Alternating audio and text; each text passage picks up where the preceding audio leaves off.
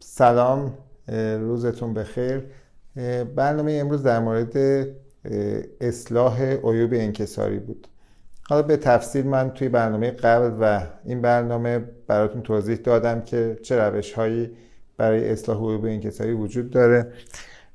خب از روش‌های غیر جراحی شروع کرده بودیم که عینک هست که به هر حال در واقع قدیمی ترین و معمول ترین روشی هستش که برای اصلاح عیوب انکساری استفاده میشه.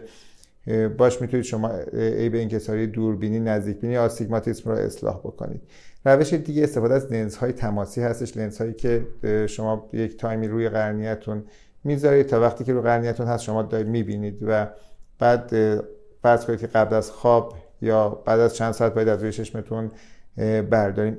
لنز تماسی هم مثل عینک میتونه عیب انکساری شما رو اصلاح کنه، یعنی چشم شما رو شمارش رو صفر کنه که بتونید بدون نیاز به عینک دور رو ببینید.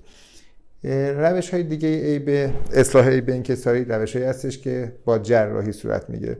جراحی های اصلاح عیب انکساری چیزی بودش که ما توی این برنامه خدمتتون توضیح دادیم.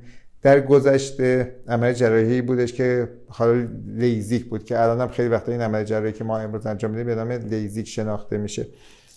توی جراحی لیزیک شما یک برشی روی قرنیه میدادین، یک لایه رو بلند میکردین، این برش با یک تیغی به اسم میکروکراتوم داده میشد.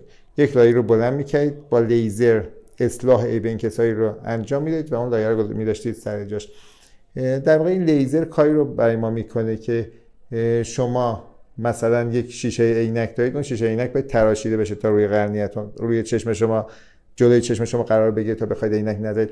همین تراش خوردن میتونه روی سطح قرنیه انجام بشه و به این شکل ما دیگه نیاز به استفاده از عینک نداشته باشیم. یعنی همون تراشی که روی شیشه عینک میتونه داده بشه، همین رو ما میتونیم بریم روی سطح قرنیه بدیم.